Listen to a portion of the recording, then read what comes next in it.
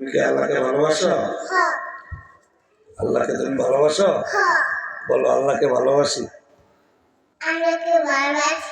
আল্লাহু আকবার, আল্লাহু আকবার, লা ইলাহা ইল্লাল্লাহু মুহাম্মাদুর রাসূলুল্লাহ সাল্লাল্লাহু আলাইহি ওয়াসাল্লাম। আল্লাহ আমার রব, আল্লাহ আমার সব। বলো সবাই নামাজ পড়ছেন তো?